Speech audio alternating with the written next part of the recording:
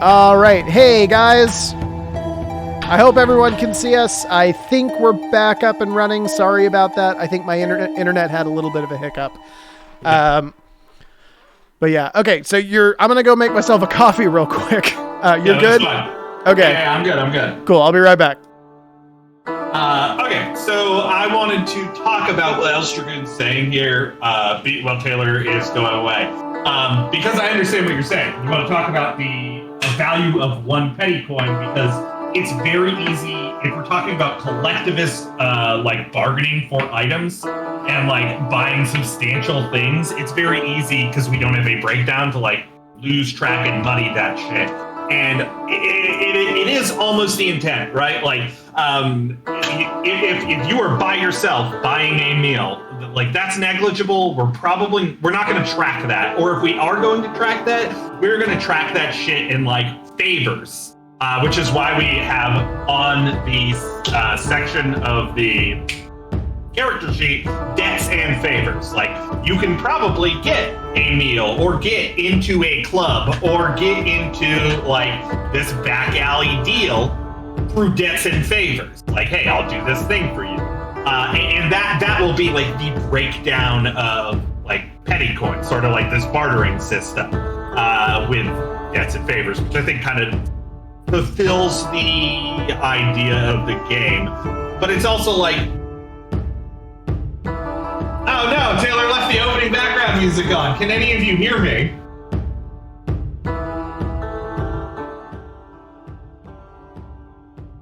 It's okay. You could hear me though. I'm so sorry, y'all. I didn't even think about that. I put it up when I brought us back into the waiting room. Hey, chill, baby.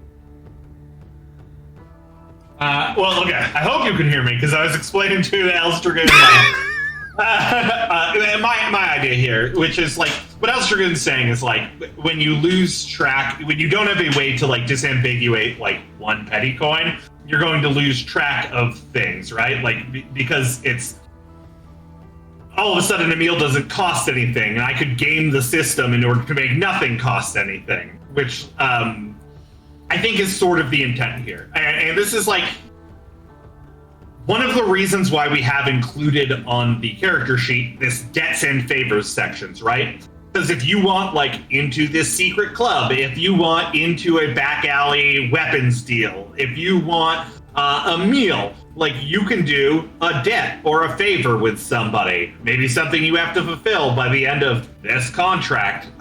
In this case, we're talking about being in the city because we're talking about contracting things like. I think that is how we will disambiguate like smaller payments, right? Like it'll be you making deals. And then beyond that, because this is a game that like prioritizes community, I feel like the majority of the things that you're going to be doing with the group around you. And when you are going off to do something like sneaky, like, hey, I want to like infiltrate this guy's club and spy on him. Well, that's going to cost a petty coin because you're getting into the club, you're getting some sort of disguise, you're preparing it so people aren't going, you're bribing people so they're not going to tell on you, while you're also like buying drinks and meal for the evening, right? That's a petty coin, but it's like the whole event. So we can tie like those sort of intrigue events, one petty coin. And it will account for quite a few things. And I feel like that's how you disambiguate one petty coin into those. I do want to be clear then. That actually just draws a follow-up question for me, which is how do you narratively justify that? If I'm bribing all these people, if I'm buying the costume from somewhere else, all that, what does that mean narratively? And why does it affect my petty coin? What that means narratively is like, hey, okay, I'm telling you as a player, we want to. This guy is taking drugs into the illegally taking drugs into the docks of Vigil, and disseminating them through the populace. We think that he is at this club. Okay, well, I want to do a skullduggery roll to spy on this guy. All right, so you make the roll. You succeed. You just get one success. Okay, you can do that. in order to do that, you are going to have to prime some people. You're going to have to bribe the doorman to do it, and you're going to have to spend some time there. So I'm going to say it's going to cost you a petty coin, but yeah, you're going to be able to spy on this guy, get in secretly, and Okay. So hang on. So are you saying that petty coin can be used to make better rolls, or No. What I'm saying is that, like, because you got one success on this thing, that you are able to do what you set out to do, which is use a skullduggery roll in order to spy on this. Okay. As the GM, I'm telling you that in order to do that, you had to pay a petty coin. Like, that is how that resolved. But now we can rely on the rolling system that we have set up, right? Okay. I got 4 successes. All right. You, through smooth talking, however you did this, say you did a holistic skullduggery. Okay. Through smooth talking and your connections, you were able to get into this club pretty easily. You didn't have to grease the wheels. You're just able to slide in unnoticed, and you can observe what's going on. In both cases, you're getting the same result of that, like, I'm getting the information off this guy. In one of these cases, I succeeded by 1, and it came with a cost. I had to spend some of my resources to do it. It took all evening. In the other case, I got a dozen successes, so I was able to do it much easier. Okay. Now we have, like, the scale of our system playing with the petty coin that we have. I mean, this is more about, like, GM arbiting than it is anything else, but, like, I feel like it's something you're going to have to take into account. So my response to that would be that I don't like the idea that we set up at the beginning of the mechanics section that a single success for most things is a success. Well, but it's a success by itself. We don't stipulate that, like, oh yeah, it's a success, but it also costs you a petty coin. I feel like we're tacking on these expenses because you didn't get enough. I don't feel like successes. That's tacking on expenses. I feel like that you are still resolving the roll. I would do this in a game. 100% I would do this in the game. You were able to resolve this roll. You got a success, and I am letting you get that success in this way. I mean, you could modify it and say, okay, if you don't want to spend that petty coin, you have to spend 2 days doing it. The difference would be in most other things, like they get like a moderate success or whatever. You would have like the door guy is like, okay, sure, I'll let you in like $50, right? Like that's narratively how that justifies out. Are we saying that the doorman like requests a petty coin in exchange for letting you in if you succeed? No. What I am saying is how I, as an arbiter, would deal with that, would be saying the collective action that you did to get into this club by buying drinks, greasing the doorman, and getting gear so you didn't look noticed, that is what costs you the petty coin. It is the whole evening's worth of events that would cost you the petty coin. You still resolve that. That just pay out to different people just narratively. That, like, this is my thing. Like, we don't have a system for like a petty coin is 100 cents and like you pay 50 cents to the shop. This is what Elst Dragoon is talking about. And this is what I'm trying to say. You have to disambiguate in a narrative way in a situation where you have money. Like, even like in the L5R, where you have like, what is it? The Boo is the lowest, or the Zenny? Zenny is the lowest. Even where like it like disambiguates into other money, Zenny is still like a significant amount of money to anyone in the poorer aspects of the game, right? I mean, even like with beggars, like you'll usually see them having like, I don't know, a couple of them, like 3 or 4. A couple Zenny representing like a day's worth of begging. It's like $1. Yeah, is what it basically translates into. Yeah. So like, and this is what I'm saying. You were taking collective action on this roll. It was everything I did is resolving in this costing me 1 petty coin. Because we have a die pool system where we have additional successes, those additional successes can negate things like that. Now, we're getting into a big conversation about how we specifically would arbiter things in a game. And, like, that's not necessarily what we're talking about. Yeah, I mean, we may be having more of a discussion right now about GM fiat than actual mechanics. For the record, I don't think I definitely wouldn't run my sessions that way unless it was, like, hard encoded into the mechanics. And I definitely wouldn't recommend hard encoding something like that into the mechanics. If somebody gets a success by the definition of your system, then they get a success. You can throw other complications in there. But that is the complication. But it's not a complication. It's taking away resources. That is the complication, though. I see. I mean, like, I see no difference. A complication to me is something to the effect of, like, the guard lets you in, but he notifies security that you're there, and so now everything you do in that club or whatever is going to be that much harder as a result. And that can be a narrative complication, but, like, resource drain complications are absolutely a thing. I do it to you guys in Cyberpunk. All right. Either way, you succeeded on something that was a DV13. Yes, you can have this information. They want money out of you for it. Fair enough. Okay, cool.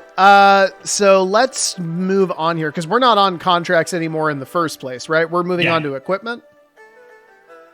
Yeah. I think we need to talk about equipment. Yeah. Okay. And if we can bridge that gap here, now that we're actually, can we talk real quick? Because we had reworked NPC stat blocks, and I need to make that hard again. And I need to make sure I understand how they work. Did we? You did the most of the work on these? Yeah. So I remember, because these are basically taken off of the L5R NPC stat block. So what we've done here, we've kept the 1-star, 2-star, 3-star system, which I believe was initially your creation. Like, 1-star is Mook, 2-star is mid-level, 3-star is high-level. For each of these NPCs, we have each of the 5 approaches. So you've got obfuscation, adaptation, whatever. But instead of our 9 skills that you get for PCs, they have a simplified stat block for physical, social, and research are the 3 things that we divvied these out between. So, you know, if they're fighting, it's the physical skill. If they're talking, it's the social skill. If they're trying to calculate stuff, I think research might be too specific, but like an intelligence skill, whatever that would be. Let's see. Each of these numbers has a number attached to it, indicating the number of die. And then the idea is basically that we're going to create a number of NPC templates, kind of like what exists in the back of the L5R book. So here's the basic NPC stat block of what of a rival vault peddler captain would look like, right? He's got like a couple D4s, mostly D6s. He's got 1 D8, which is like his weakest skill. Most of his skills are like in the, 3 to 5 range. And then, you can still outfit them with the same items. Obviously wound trackers, that we had in mind before. Oh, no, I've got it on here actually. Yeah. Each of these are, 1 star is, 1 hit, and 2 star is full wound, and 3 star is basically like the same health as like an NPC or an actual PC. Kind of like, what's that game? Savage Land. Savage Worlds. Yeah. Yeah, they handle it. Yeah. That makes sense. So to clarify something here. Yeah. If I'm making a stat block for a character, it would be, I could have like 2 physical D6. And that would mean that whenever this character is doing something physical, they roll 2d6 stock. And then if they're in a situation where like a condition lowers their physical track by 1, then they would roll 1d6. Correct. Yeah. And that is assuming that the D6 is in, if you had like obfuscation in a D6, Right. Then that would be what you'd roll. Well, so this is actually my question. We are assigning the polyhedral die to one of these 3 breakdowns, right? No. No, we are assigning polyhedral die to each. Read this. Oh, I see. Yeah. So they still have the same 5 approaches. It's just that their skill list is reduced. Got it. Yeah. So okay, cool. Yeah. So it's actually very similar to a PC stat block. It's just very much canned in to the point of like you have approaches, you have skills, wound tracker, and then any equipment, and that's it. All right, yeah, I'm fine with that. I just needed to understand it. Yeah, no, for sure. So let's look at cats for a second, too. Weren't we just looking at cats? No, I realized that I have a different situation. Cats on my computer, never mind. Oh, okay. Because I have the physical design stuff, the stuff that I included with cats that we don't have represented here. Okay. I'll rework it and we can talk about. That makes sense. Yeah. Okay, cool. So we're actually just going to take that off. And then we're looking now at items, correct? Yes. So, okay, let's talk about, like, basically the tiers. Because we have, like, basic adventuring gear, which we are going to include on a ranking list of just resources that you can... So you can spend your generated die to add to rolls. Right. Or you can spend your generated die to, like, I need fucking rope. So I'm going to spend a D8 from our generated die, which, as we have it now, you can generate a lot more die, which should probably increase people's willingness to spend on this shit. I think so. And then rope might, give me a +1 to my die when climbing. Yeah. So that's basic adventuring gear will be covered by that. And then the next level would be things that cost petty coin. And we're talking about like things that are... the example I gave before was a surgeon's kit. It has like expert tools in it. But it doesn't cost petty coin to use, right? But so it can prime like... It can like give you a +1 to removing a condition on your roll to remove somebody's condition. Yeah. Whereas you might have like a healer's kit, or we'll find a different word for it, but like an alchemy kit that like this can cure poison, right? Like this costs a petty coin to use every time you want to like use your alchemy's tool set, but you can just cure the condition stock with it. So you have like an engine that you put money in that solves things automatically without a roll, or does something wacky without, it just does something. Not necessarily without a roll, but more high-powered shit. Is that like the kind of vibe that we're on? So I think that's generally the kind of vibe that we're on. To clarify, what is the difference between the resources generated in like caravan die versus non-petty coin items like the surgeon's kit? Is that just like... Yeah, so I feel like more expert tools, because I said +1 to your die, and I feel like a surgeon's kit should probably actually be more than that, right? Like it's probably like a significant boost to like suturing somebody. Yeah, and I feel like if we keep it like expert tool kind of shit, then we can kind of just distance those two from each other, right? Okay. Let me see here. So we're going with something that it's an expert tool, but it's basically it's an expert tool requiring skill to use, but it doesn't specifically require petty coin. Is that the general requirement? Yeah, those are the two things. It's not like an inherently magical thing that like you can repeat. Okay. Yeah. How do we? So my follow up then is, how do we establish expertise in terms of who gets to use the surgeon's kit? I guess my thought process wasn't necessarily that it had the prerequisite that you be an expert to use it. It was just tools that make the job easier in a normal way, not in a like inherently magic doing something wacky way. But I see what you're saying. Yeah, that would be caravan die as well. I guess it would mean I think we need to define the caravan store first. Okay. Yeah. So let me bring that up here. One sec. Company store. All right. So one of the things that we do state about all of the items here is that the items you get from the company store are cheaply made and not particularly durable. As a result, the items below are one use each. Okay, so the things that you buy with one penny coin are repeat use. Okay, yeah, I like that. That's really nice and simple. Yeah.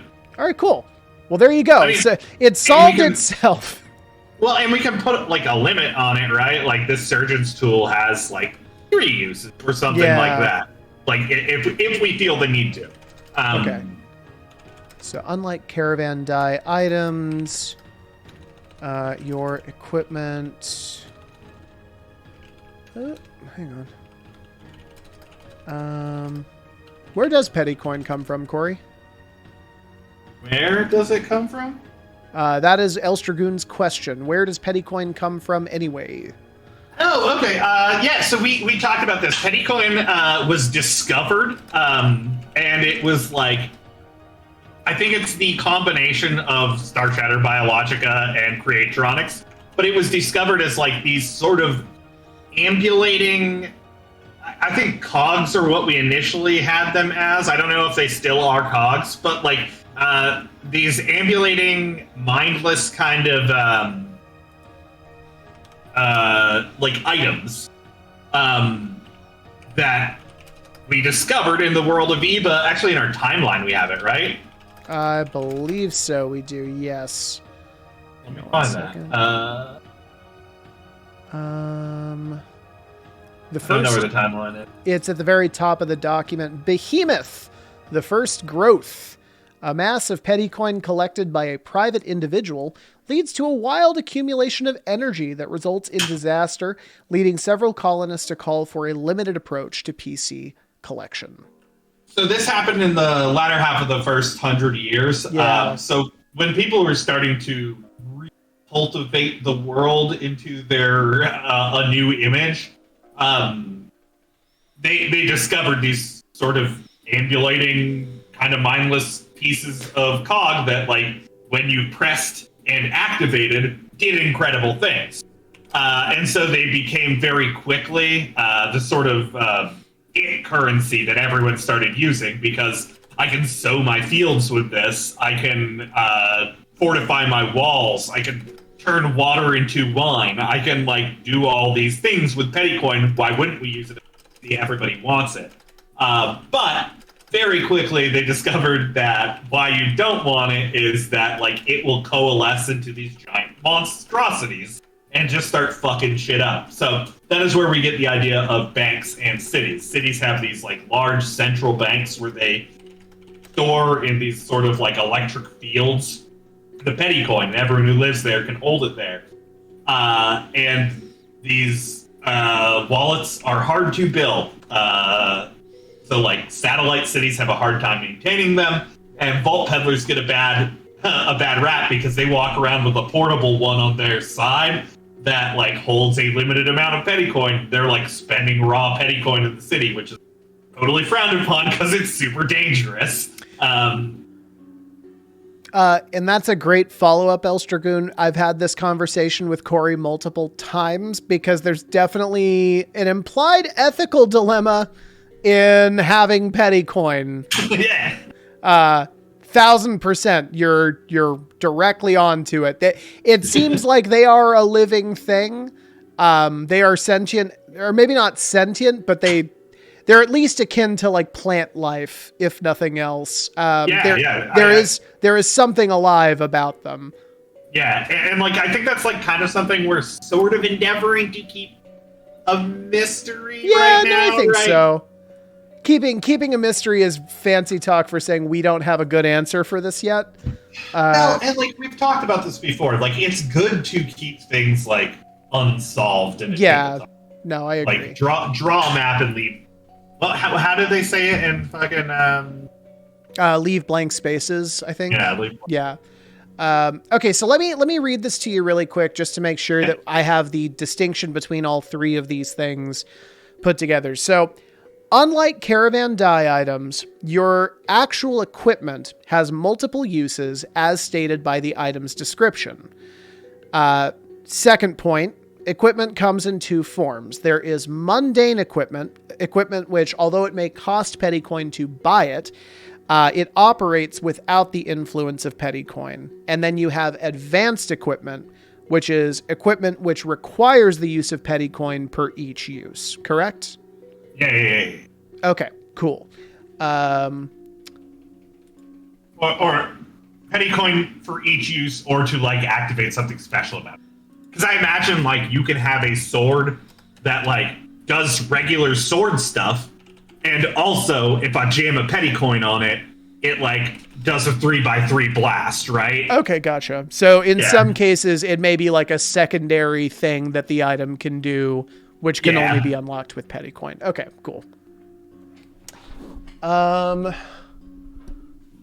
Okay, cool. So if that's the case, I mean, we're gonna have to rework all these items. well, yeah, none of the mechanics here work, and I'm running into that as well with the with the background items. I've had to deal with that a little bit as well. Let's remove it, because one thing I want to do here is like, now that we have this sort of visual aesthetic, yeah, like let's keep that shit in mind and design our items' names. Like we had like this sort of whimsical, wacky science fantasy thing going on. Now we have this kind of like heavy metal Baroque thing going on. Go for Baroque, baby. Go for Baroque, baby. Okay, so to be clear, I have this whole item table highlighted. You want that shit deleted, right? You know what I want, baby. Bye-bye. Yeah. Oh shit! It just deleted the text. Hang on. That wasn't as dramatic as I meant it. Hang on. Okay. Hang on. Let's talk here, because I actually think we've done a lot of good work here today. What do we need to have done? We need to have items done next, because we're looking at 3 weeks from now doing a playtime. Correct. Yes. I have Nick on board, by the way. He said yes. Woo! Said yes to the dress. Who else do we have? Unfortunately, I believe my friend is out. She said that she's down for a playtest, but she doesn't want to do it on stream. That's fair. Yeah. Yeah, which is totally fair. Which does bring us to Drew. Yeah, which does bring us to just a thing. If you guys are watching this and you want to play test our game, you should let us know about it, because as it turns out, finding playtesters is fucking hard. Just on stream with us. You know our vibe. Yeah, exactly. If you watch the stream and you're like, I bet I could roll with them, which, by the way, you're definitely more than cool enough. We're fucking lame as hell. Please drop us a line. We'd love to hear from you, and we'd love to have you on.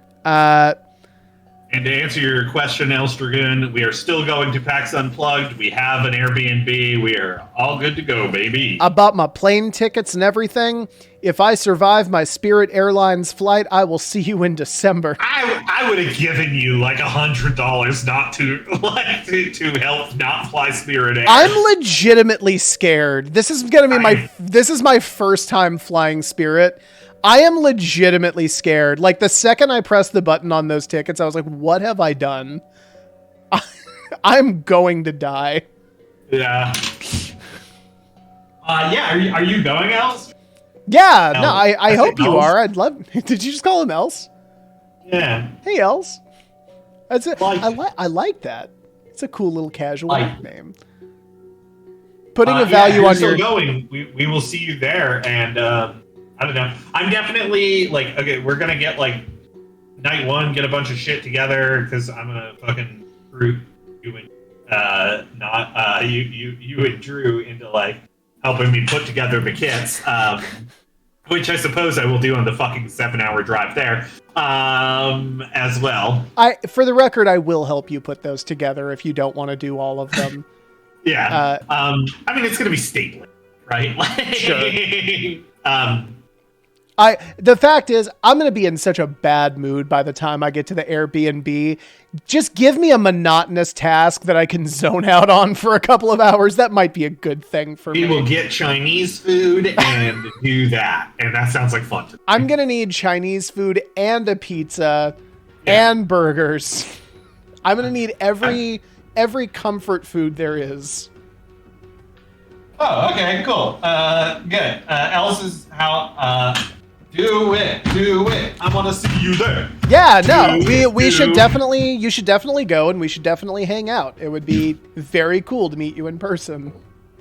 Obviously, I'm not trying to bully somebody into going somewhere if they can't do it. That's like, if you can't swing it, don't do it. It's like, yeah, I know you have kids, but you need to come to this conference. I'm legitimately very excited to have our DIY fucking punk ethos bag of like. I'm excited to walk. I'm excited to walk around like a weed dealer with a backpack full of fucking business cards and minis and being like, "Hey kid, you want to play some games?" It's very much both of us grew up in like a punk scene. Yeah. Right? Like this is the only marketing we know how to do. Fucking all I understand. Where'd you get that cigarette? I found it. I don't know. It's like, hey man, you want to buy tickets to my show? Please do, because the venue charges me for every one that I don't sell. And remember, dude, if you're looking for a place to crash after the show, me too.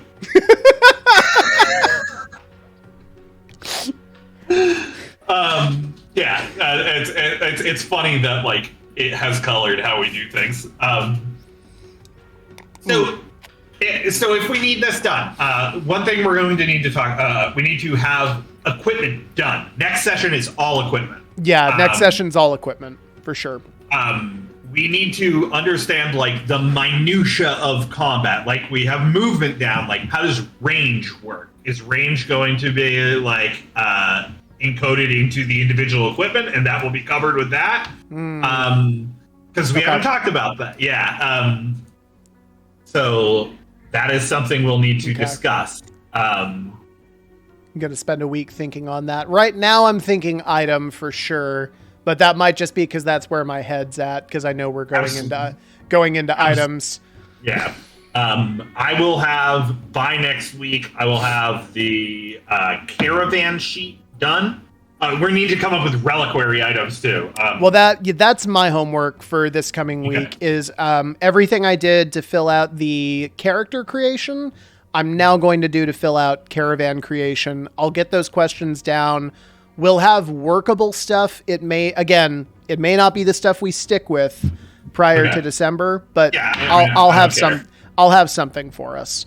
Okay, cool. Then I will have by next session the caravan sheet done, and I will have the contract done. I would like to have NPCs done as well. Maybe I can swing it. And then we need to talk about the cats sheet. That can probably be a lighter conversation. I think so. Then I don't know what else we need to do. I can't think of anything. We're getting into that point right now where we're zeroing in on and like crossing stuff off of the list. Like the list of things to do is dwindling. Yeah. So I don't know. I mean, it may even just be the case that like, I don't know, the next, like after we're done with the next 2 weeks or something, 3 weeks from now, it may be just like wrapping up to follow up on anything we might have missed or anything like that. Then we can start putting together like the layout for the quick test, the quick play rules. Yeah. And working on the website, something I definitely want to get done. I thought about this, by the way, because I was like, we need to throw that like Vault Peddlers aesthetic over everything. And you're like, well, we should brand their whole website. I was like, here's what we do. we shut down the other aspects of our website that don't reference Vault Peddlers and have those pages redirect to the Vault Peddlers page. So it's TGS Games /Vault Peddlers, and it's all the Vault Peddlers aesthetic. And then we can have like an About Me, keep that like kind of the same aesthetic, whatever, of just like pictures of us, whatever. But like those are the only two sections that are open, all right? Yeah. Like, we have the Vault Peddlers, we have like that About Us, and then we have like the downloads page. Whatever, it's just going to be downloaded. Yeah. All right. That's cool. And then, yeah. And I guess looking further into the future, obviously Vault Peddlers is kind of priority numero uno right now. After this playtest goes, as long as we don't get horrendously just torn apart as far as like this system doesn't work, we'll do a few more weeks of getting that system, fine-tuned, taking into account like player comments. We'll probably move very quickly into another playtest after that. And after a few more of those, it may be time for us to move on to other games, at least for the stream, because Vault Peddlers may very soon get to a point where it's just boring to watch, because it's going to be you and me talking about like book layouts and page design and all that stuff. And that stuff is crazy important.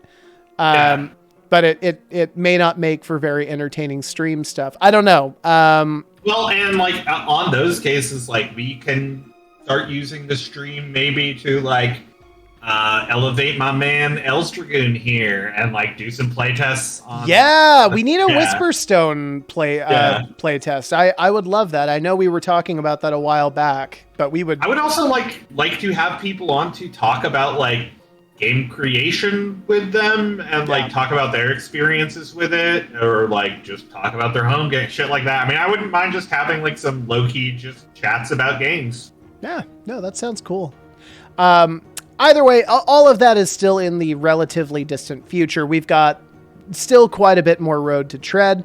But we are moving into like, I don't know, not endgame territory, but endgame is like in sight, and like that's pretty wild. Yeah, things are starting to like be. I can picture shit. Yeah, exactly. It's starting to become easier to figure out what it is we don't know and plan actions to get there. I am no longer in my Tuesday game, so I will be doing art streams every other Tuesday. Which will be good because that'll make me art, and everyone can look at my process and see how bad it is. It's a very bad process. Don't listen to him, folks. Also, I'm just gonna plug this really quick. It's not TGS related at all, but I'm doing a live stream show on my YouTube. If you like folk punk stuff and you want to see me embarrass myself with a looper pedal, you should swing by my YouTube. It's Here Be Monsters on YouTube. You can find me on social media at Here Be Monsters. I'm doing my first like quote unquote show in several years. It's gonna be something. We have about 20 minutes. Shit. Yeah, go ahead. I have an idea. Let's do some community building of some lore. I have a really fun idea with this. Yeah. Let's take one of those Embryophytes that I made, either the one of the like one screaming, or the dude in the chair, or the dude like kneeling down. Let's throw that image up, and let's all decide who this person is and make them a significant person in EBA. Ooh, all right, yeah, that's a cool idea. Hang on one second. Let me get these pics up here. Can you tell me again which Embryophyte are you referring to? We can either do the one of the one of the person like yelling with their hand out in the staff.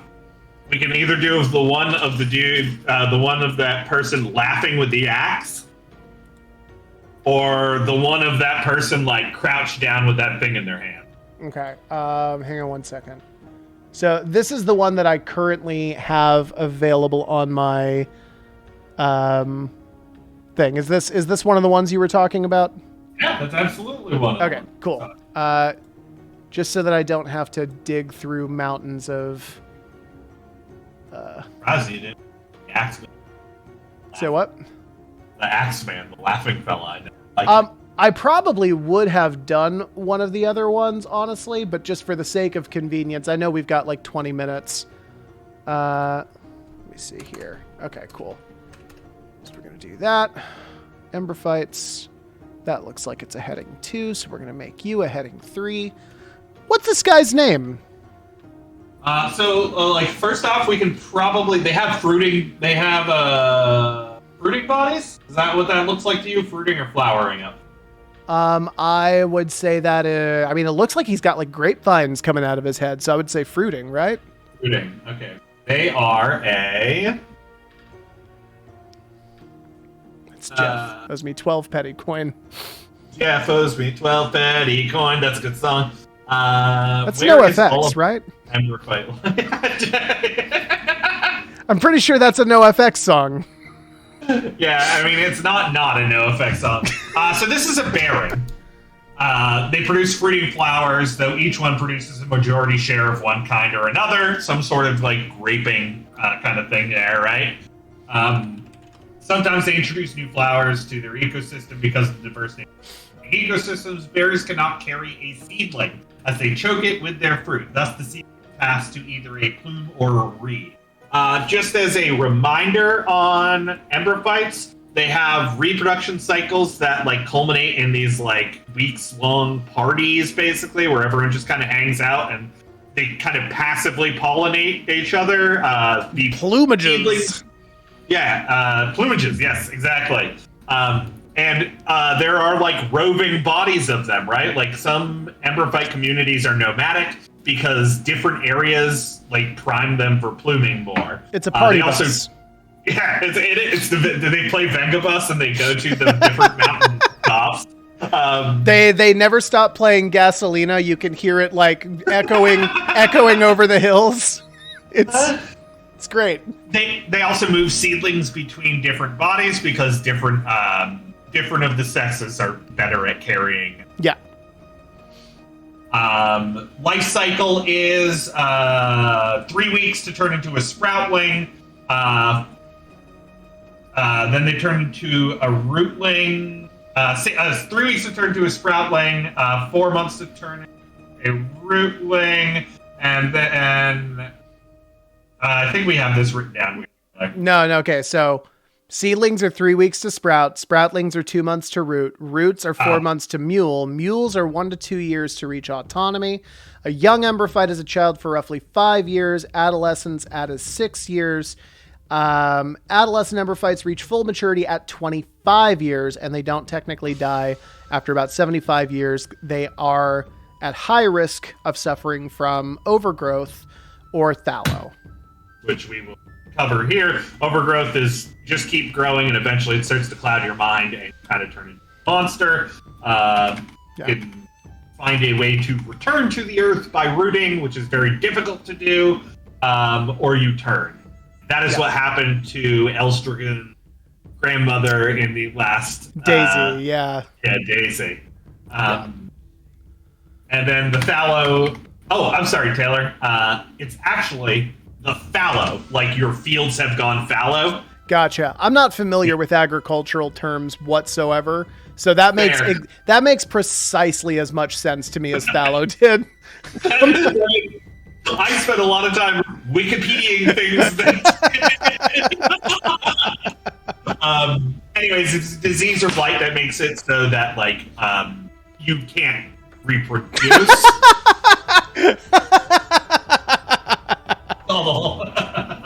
Let's call the whole thing off. Amazing. Sorry, go on. Anyways, it makes it so you cannot produce sprout, cannot produce seedlings. However, it also makes it so that you cannot succumb to overgrowth, which means you can live forever. Right. The only thing is you cease to grow at all, and it is communicable. So, like, though people respect you often as like traveling historians between communities, you are still othered from those communities. Oh, wait, it's communicable? It can be. It's like it can be communicable. Like, if you one like, sec. Yeah. Because I didn't have that in here. I thought it was just like I kind of associated it with like the way that people treat eunuchs. It's like, oh, like you're normal, but like kind of gross. That was my interpretation of it. Might be better that way, so we don't have two diseases. Yeah, you've written a lot of disease into the Ember fights. Maybe it's bugs that do it to them. I don't know, but like for some reason they get it. Anyways, maybe it's quote. Maybe it's bugs, Corey. Maybe it's bugs. I don't know. But some of them grow bitter and form death cults. That's neither here nor there. Let's come up with a fucking heavy metal, electric guitar, baroque sort of Mad Maxy name to encompass this screaming motherfucker. Are we cheating if we use name generators? 100%. And the community needs to come up with it. Boo. I'm putting this on all. I'm giving you all homework. If by homework, I mean now work. That'll make you love us. I did everything that kids love. Quizzes.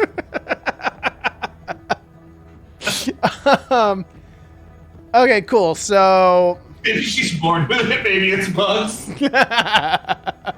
I want an Ember fight with a petrified fist. That's cool. Maybe that is cool. Maybe that's what's going on with her hand. I feel like that's like a Emberfight Reckoner. It's just like it's a fucking rock hard petrified wood fist. Yeah. That's tight as hell. Ashmouth. Pretty metal name for an Ember fight. Okay, cool. Is this Ember fight are they overgrown or do they have fallow at all? Is that something we should probably talk about that because that might color. So when I think of overgrowth, I definitely think of something that is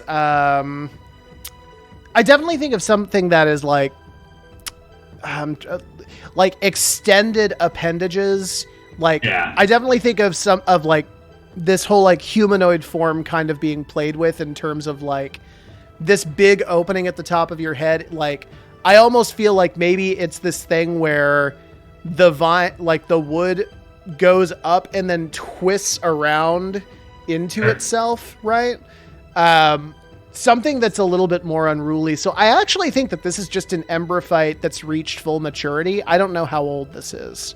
Okay, I like the name Ashmouth quite a bit. Yeah, Ashmouth works really, really well. That isn't just two words back to back that says exactly what is happening. The Eternal GM's Curse, right? It's like, what's your bartender's name? Wine man. Various Vickers. Are they tribal? Could you drop what you guys would envision a naming structure for them, like how some games give examples for names? Yeah. What they are kind of tribal. So like, I feel like a mature, like maybe it is like you take on a name at maturity that describes like an event, like a notable event. Like Ashmouth, this person feels like kind of like a raider to me. I don't know. Like maybe it's just the term Ashmouth, but well, it's also the weapons. Like this person obviously lives a life that is at least somewhat suited for violence. But yeah, no. To answer your question, Noggin dude. Yeah, these clans these Ember fights hail from different clans. And the clans all kind of vary in terms of how they handle things like overgrowth. Like the central route is all about what is it? The turn? No. No, they returned. They're rooting, right? Yeah. Merging with the Great Root. And I feel like there's probably smaller factions off of these tribes. For sure. Like these are the major tribes. Okay, yeah, let's come up with a naming structure. Noggin's correct. Like, we have like these like delineated things, right? Where it's like you are a seedling, and then you are a rootling, and then you are a muling, and then like, right? Yeah. Is it like at each event, they take on like a name? So maybe like their names get like long, or either progressively longer, or they supplant the name that they had in the past. If we could come up with like a nomenclature, because what is it, like Davison, like things like that, like Thompson, like son of Tom. Maybe we could like do something like that, where like they take on surnames that were like, is your post whatever your last name was, right? Or like how like Baker, Weaver, Smith are all like profession names kind of thing. I mean, yeah, like that's definitely like a way that we can do it. For whatever it's worth, I actually kind of went the same direction as Noggin Dude when I did our first play test, and I looked up a lot of like scientific names for plants and trees. Okay. I don't know if we want to go that, like, that's a very J.K. Rowling route to go. And although I think J.K. Rowling is a turf piece of trash, I don't bring her into this for that reason. Like, it's just got like kind of a more fantasy connotation to it, to like take those, like those scientific names for it. Okay. Well, I mean, like we could go on to like if we're going Baroque, like what are like Baroque? Like we're talking a lot about like. Well, yeah. So it's like it's a bunch of like medieval names, right? Yeah. So think like Shakespeare. Think Tybalt. Think Robespierre. Think what are some other fucking Shakespeare names? I literally came up with one and I ran out. Othello. Big fellow. Big fellow. Which is my reinterpretation of Othello, where Othello's just big. What if Othello was Shrek?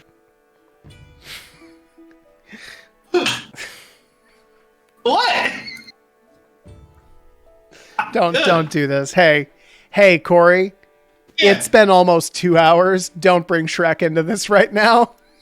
If you want to get any work done anymore, if you're ready to call it, then we can make Shrek jokes until Leslie comes home and I have to get off.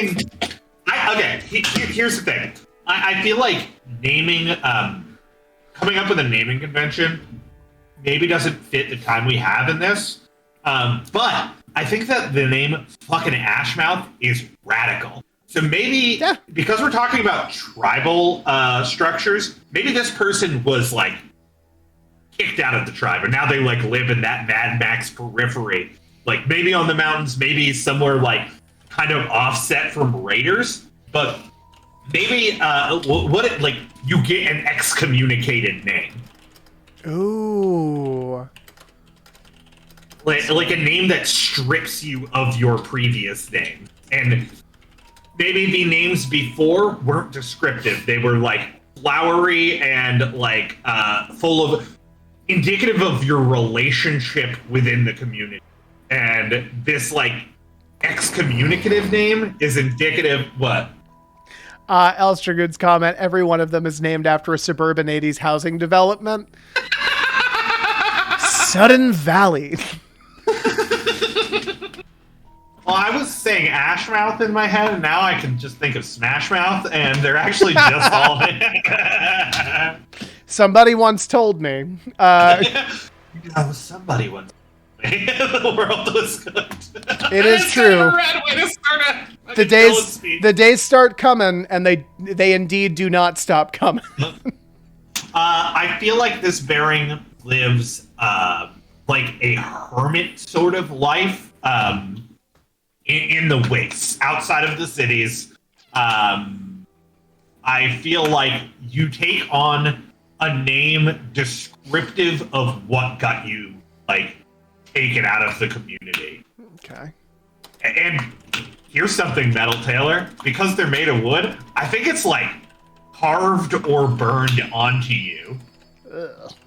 Right? Like when kids scratch their name into a tree and they're like, now it's there forever. Well, I hate how I'm always like, yeah, like I want to build like a gray world with really serious shit. And then you say stuff like they carve their fucking excommunicated names into the person. And I'm like, no, that's so mean. Yeah, they do. They do that. And it's indicative of how you got kicked out of the community. Yeah, no, I like that idea for sure. What did Ashmouth do? So I definitely like the idea that it's like poisoned words, right? Like the idea that what's the thing from Game of Thrones? It's a speech Tyrion gives, like those words will turn to ash in your mouth or something like that. It's fucking rad. It is rad. Yeah, it's like that's where my mind immediately goes. Is like this person told a lie. And it was a really serious lie that put people in danger. And I think maybe if we're gonna go back to trodden territory, I think they lied about like maybe their relative was starting to experience overgrowth and they didn't tell anyone because they didn't want something bad to happen to them. Okay. Let's I like that. As an alternative, I'm going to suggest maybe they lied in a contract with like someone in a city or someone outside of the community, which led to their community being razed to the ground because they didn't fulfill said contract. That's definitely in line with what Noggin Dude has in mind, using his knack for speaking to lead people down the wrong path where their friends or villages burned. Either way, I think whether or not it was an overgrown relative or it was like a contracted thing from outside. Yeah. I feel like the image of that fucking village like on fire is definitely there. Yeah. Okay. So now let's tell you what. Let's talk about this. Go ahead. Is it from like we can solve this very easily? Is this from? Do we want the idea of Ashmouth having delivered this bad thing from inside of the community or from doing something outside of the community? So if all we have from inside is overgrowth, let's go with outside because although I think it's cool that we have all of this stuff for like overgrowth and rooting and whatever, like we have those concepts down. I don't want every story about an Ember fight to be about overgrowth, right? Yeah. Like I want these people to have more three-dimensional lives than that. Yeah. So let's go with the outside. I like the idea that this guy fucked up, and as a result, like their clan got like burned. We see. It was their plumage grounds, right? Like they were negotiating. What were they negotiating? Somehow it ruined their plumage, right? Like those plumage grounds got torn apart. They were trying to make a deal, and they put like the rights for those grounds up for like on the contract. Okay. So let's actually start with a really basic thing here. What clan does Ashmouth come from? Like, do we want to have him be from Central Root, Breakers of the Canopy, Riders of the Breach? I like the Northwood Pact. Makes some sense because we haven't gone into them at all. Yeah, let's do that. Okay, cool. It's a cool name too. Yeah. All right. So 1 second here. So Ashmouth was a former member of the Northwood Pact. Blueberry boys. Yeah. I'm gonna try to say plumage. Like, can you do a Nigel Thornberry voice, Taylor? Ooh. I mean, it's just Tim. It's just Tim Curry. It's like I don't know if I can do that actually. Smashing. No, I can't. Plumage. No, that sounds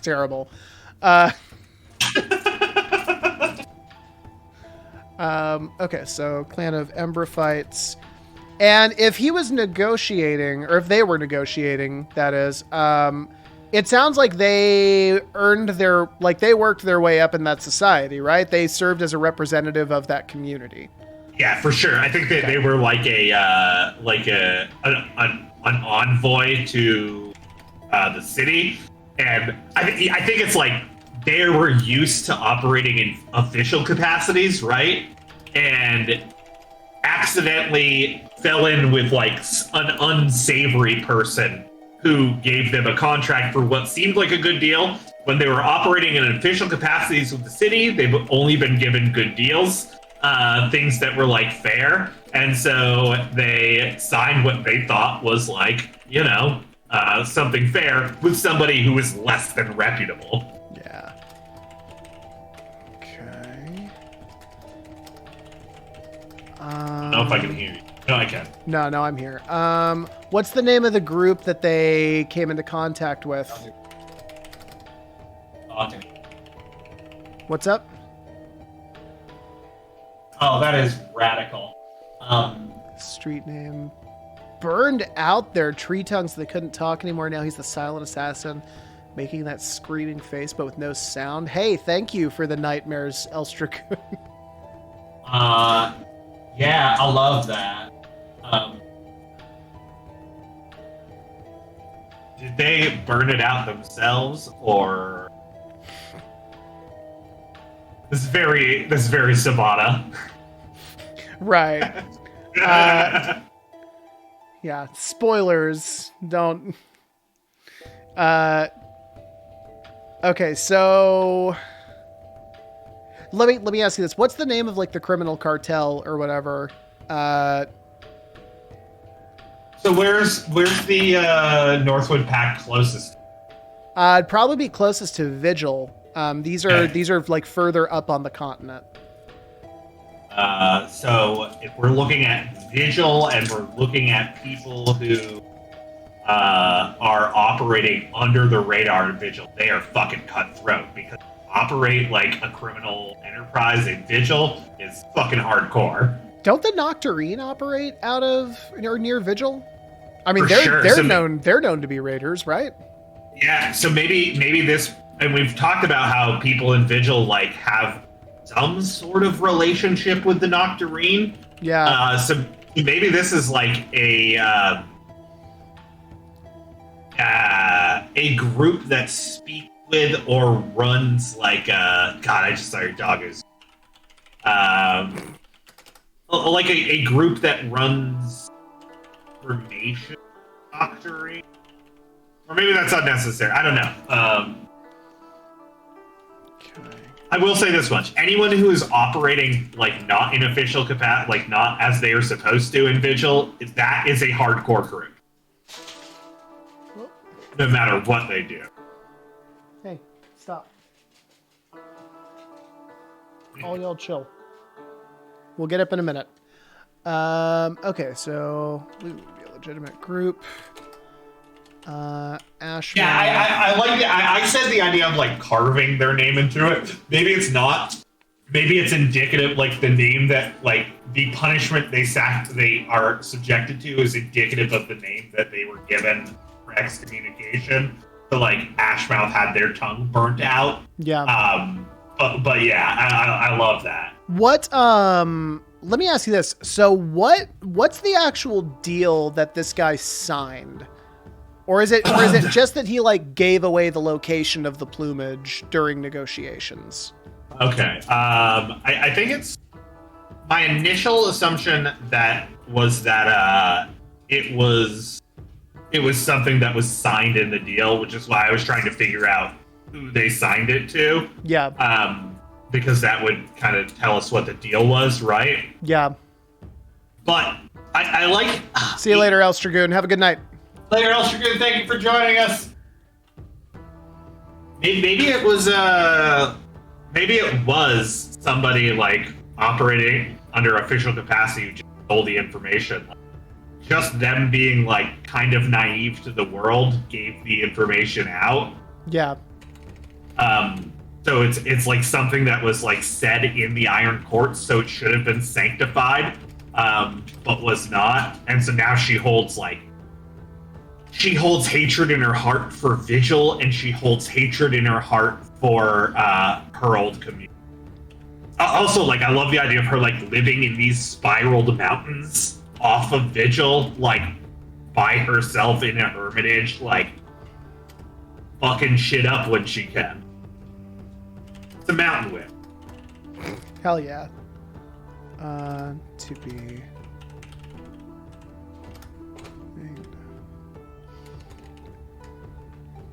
and plumage leading to the destruction by fire. Leading to its destruction by fire.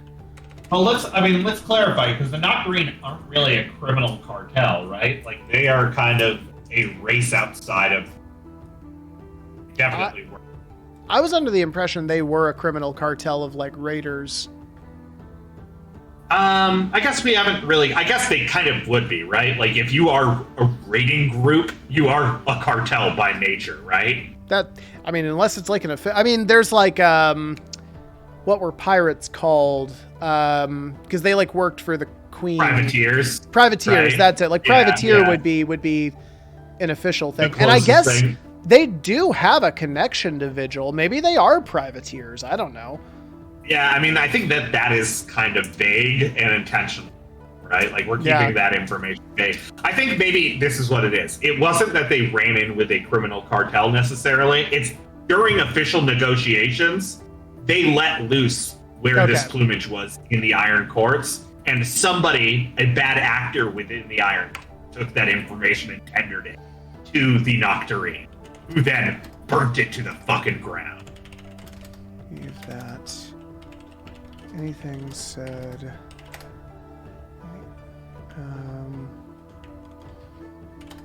Believe the propaganda that anything said in the Iron Courts was sacrosanct during negotiations, gave away the location of the clan plumage, leading to its destruction by fire by a bad actor in the courts. The resulting punishment was swift, severe. I don't have a third S. I don't have a third S adjective. Yeah, swift and severe. Yeah, we only need two. I don't need three. What do I look like? Their tongue was burnt out by their brethren. Given the name, they were given the name Ashmouth. Tongue was burnt out by their brethren, and they were excommunicated. They were vominos. Hey, bang, bang, bang, bang. It was taken away and replaced by Ashmouth, a constant reminder of her failure. Now she lives a hermitage life in the spired mountain around Vigil, hunting those that bear its name or any religion. That's like why she doesn't wear armor and shit, right? Like, she is essentially a wild animal. Yeah. What did you say she hunts? Anything that bears the name? Anything that bears the name of of Vigil. Yeah. Okay. So like, it's like not just like fucking Nocturne or like. Although I'm sure she fucks up them too, right? Like. Yeah. Well, she probably believes the rumors, right? That they're working for Vigil. So yeah. Now stalks these mountains as her hunting grounds. Anyone who bears the name of Vigil or the Iron Mask of the Nocturne. Anyone who bears mark of Vigil or the mask of the Nocturne. Hell yeah. Yeah. Cool. That's a person. Gonna bring that down right here. Now we got one. Meet Ashmouth, everybody. All right, cool. Gonna get that out. Sick. Oh, yeah.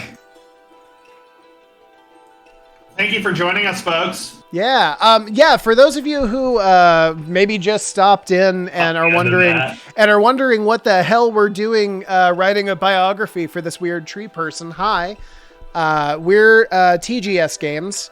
We do a weekly stream every Wednesdays at 6:00, where we develop both mechanically and narratively our new tabletop RPG game called Vault Peddlers. Today we went over contract negotiations and we did this lore dump to create this new kind of in-universe character. And we have been doing this now for roughly 2 years. We're gearing up right now for a soon-to-be-coming playtest that our very own Corey is going to be GMing. And I'm not. Ha ha ha ha ha. Yeah, I'm the best.